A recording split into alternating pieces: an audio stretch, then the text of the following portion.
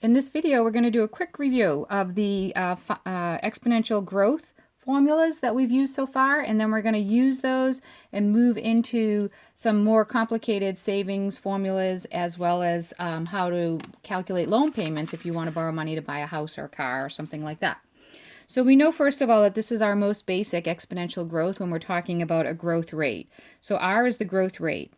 Now, if R, the growth rate, has the same time units as T, the time period, and R is not compounded, so let's say we had, for example, R was 5% per year, and it's only paid at the end of the year, and T was in years, then that's the basic equation. You don't need to do anything. The amount at some time t in the future is equal to the amount that you start with times 1 plus r. Remember, r has to be the decimal equivalent of your percent, and then raise that to the t power. Okay, but now most places that you look at growth of particularly money, the rate, the annual rate, is compounded a number of times in each time period from the t unit. So for example, if t is in years and you have a rate that is a certain percent, so say for example 5% per year, okay, so these are still the same unit, but it's compounded k times per year, so maybe quarterly. Right? So if it was, for example, quarterly and time was in years, then k would equal 4. And if it was monthly, then k would equal 12.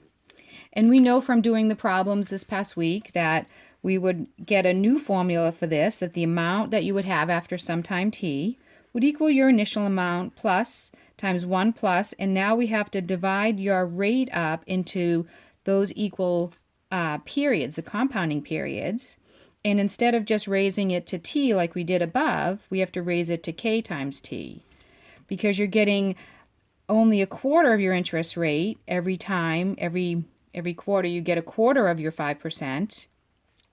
But after 5 years, you've done that k times 5 years, 4 times 5 years, so you would have done that 20 times if you were doing it quarterly. So that's why the equation changes a little bit. Okay?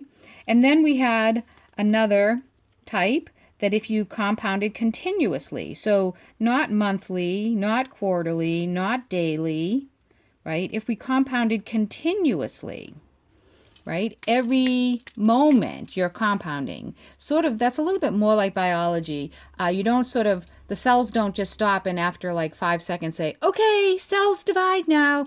That's not how it happens. The cells are continuously changing in their growth. So depending on how biologists are modeling it, sometimes continuous makes sense. And so the amount that you would have at some time t in the future is still equal to your initial amount, but now instead of the 1 plus r over k to the kt, we take the natural number, the Euler's number, and we raise it to the RT.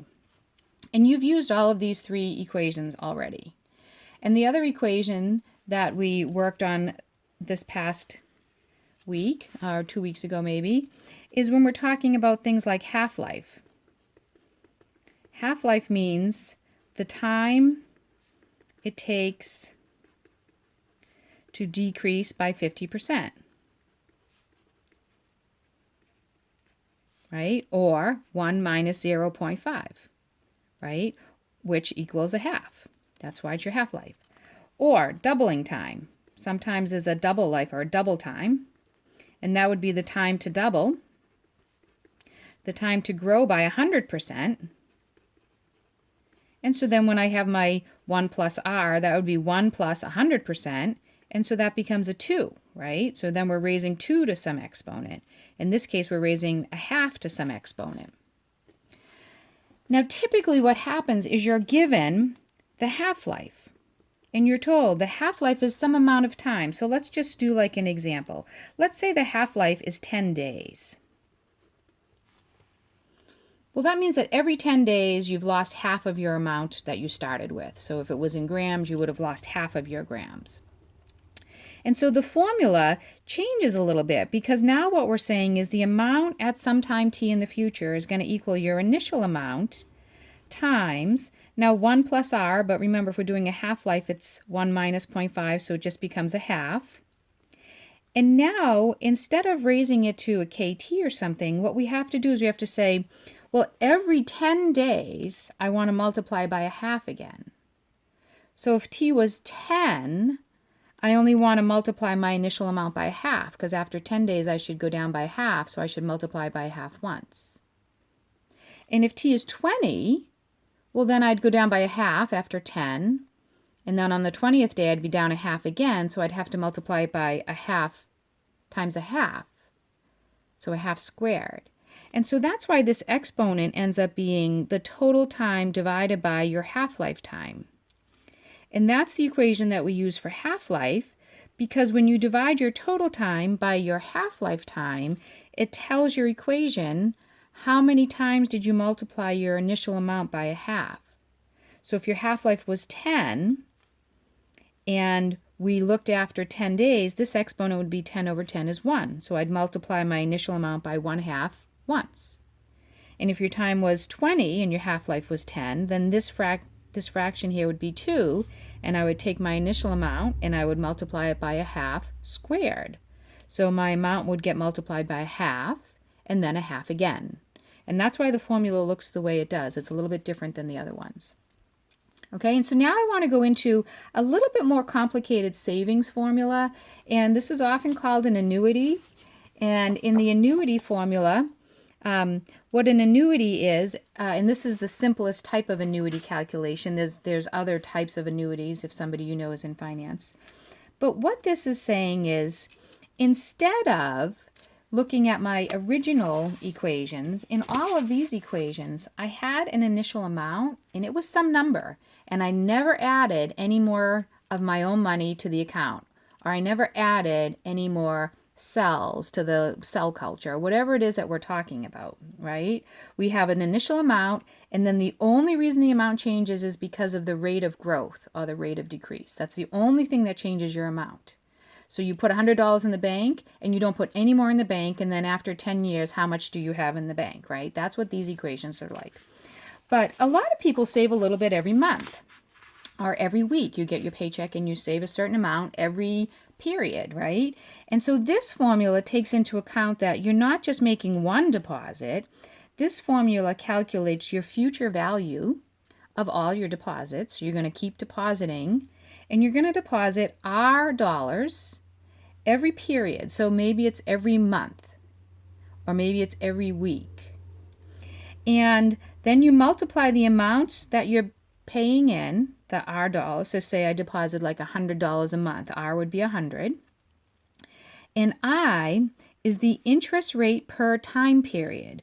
So this is very important because the wording of this is different than the wording of the last one. So it's not any harder, it's just the variables changed a little bit.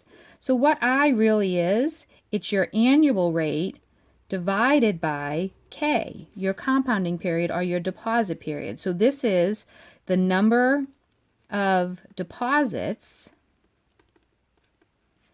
in your time period T. So if your time period is in years and you deposit every month, then K is 12. Just like we did in the last one. So I is equal to R over K, and so we just call it I instead of putting R over K into our formulas here. Now N, this is the total number of periods that you keep depositing your money for. So if I deposit $100 every month for 5 years, N is going to equal the number of periods that you have per year times the number of years that you deposit. It equals the number of periods that you make a deposit and you earn interest.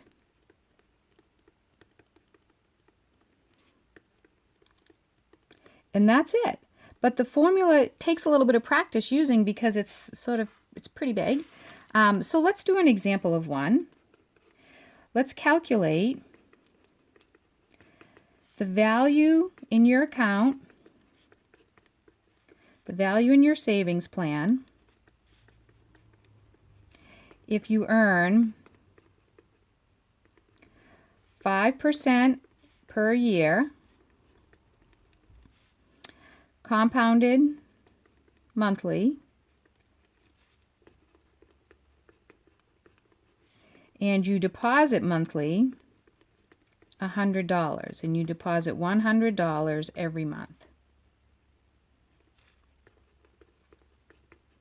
Okay, and calculate the value in your savings plan if you earn that and you deposit that after. And so let's say we're going to do this for 10 years. Okay, so there's a problem that we're going to do a practice one on. So the future value in my account is going to equal, well, let's just sort of highlight these numbers here. So the $100 that I'm depositing, that's my R. The 10 years, that's my T. The 5%, that's my lowercase r, that's my interest rate. And I'm compounding monthly, and so that means my K is going to equal 12. Okay, so now we can put our formula together. So we have 100 times 1 plus, and remember I is R over K. So we're going to do 0.05 over 12. And we have to raise that to the n. And n is 12 times the number of years, so that's going to be 120. And then minus 1 divided by 0.05 over 12. Now the formula doesn't have the fraction under the 100, but it doesn't actually matter. Okay, so how do we do this? I'm going to do it in a few steps. You can do it in your calculator in one big step if you want, but I'm going to just show it in a couple of steps here. So I'm going to do the 1 plus 0.05 over 12, and then I'm going to raise that to the 120. So 1 plus 0.05 divided by 12, and then I'm going to raise that number to the 120. And if you want to do that in one step, you have to put the parentheses on that are here on your formula, right? And so we get 100 times 1.647 minus 1 over 0.05 over 12. So now I'll subtract the 1, and I get 100 times 0.647 divided by 0.05 over 12. So now I'll divide that 0.647 by the 0.05 divided by 12, and I get 100 times 155.28. And if I do that calculation, we get 15,528 and 22 cents, because banks don't round up, I don't believe, so 22 cents. And that's how much you have in your savings plan. Sorry, I went off the page here. Okay, so that's how much you have in your savings plan. I just did these as steps. So we did the 1 plus 0.05 over 12, and we raised it to the 120. Gives us this number. Subtract 1, gives us 0.647. Divided by the 0.05 over 12, and then times by 100. Now let's think about how much did we actually put in. We put in 120 deposits times $100, right? So we put in $12,000.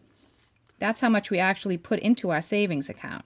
And after 10 years, it's worth $15,528. And remember, we didn't put it all in at once. We put in $100 at a time, so it's not all earning interest the whole time.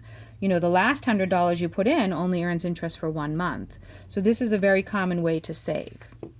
Okay, and then the other formula that we have that looks a lot like our future value formula is if you borrow money. So this equation tells you how much you have in an account if you save a certain amount of money and earn interest on it. And sort of the reverse of this equation is what we call the present value formula. And the present value is if you are going to borrow money. So when you're borrowing, which we call a loan, we talk about the present value. And the present value formula looks a lot like the future value formula. So it's going to have R, but now that's going to be your loan payment. And then the fraction looks a little bit different. It's 1 minus 1 plus I raised to the minus n, and all of that over I. So it's very similar looking to the future value, but you have the minus n and you have 1 minus the 1 plus I instead of the reverse order. Now R is your loan payment per period. So a lot of times that's monthly.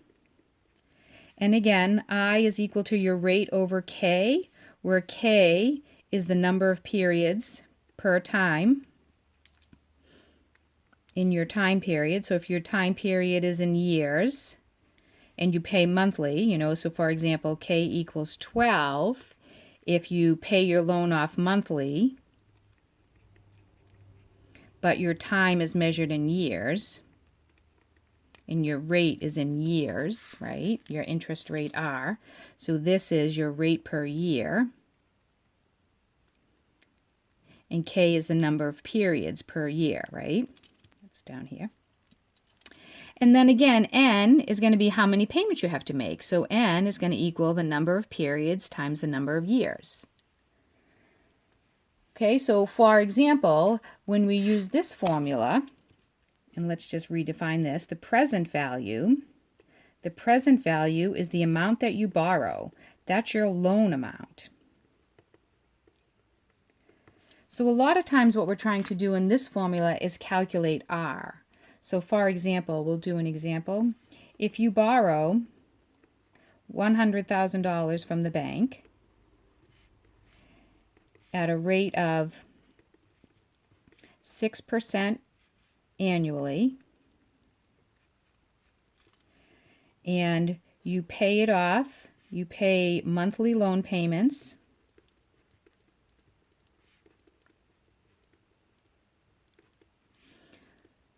for 20 years. How much is each payment?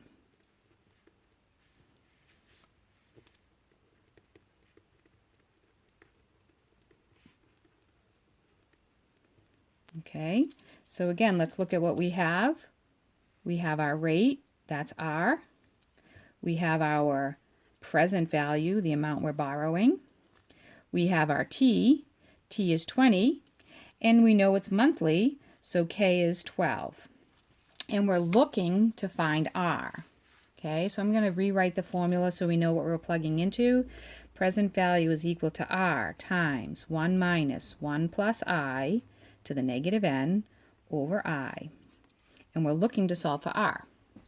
So 100,000 is equal to R times. So we need to get this number so we can divide both sides by this number. So we're going to do 1 minus 1 plus 0.06 over 12 raised to the negative 20 times 12 is 240 all over 0.06 over 12.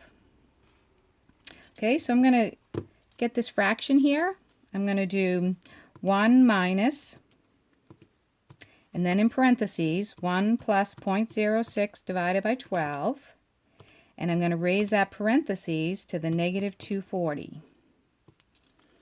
And so that ends up being 0.6979 over 0.06 over 12. And that's still multiplied by R, and that equals 100,000. Okay, and then if we continue, we divide 0.6979 divided by 0.06 divided by 12, and we get R times 139.58 equals 100,000, and then divide both sides by 139.58, and you get that your loan amount is going to equal $716.43. And you have to pay that every month for 20 years. And that's how we use the present value formula when we're talking about calculating loan payments.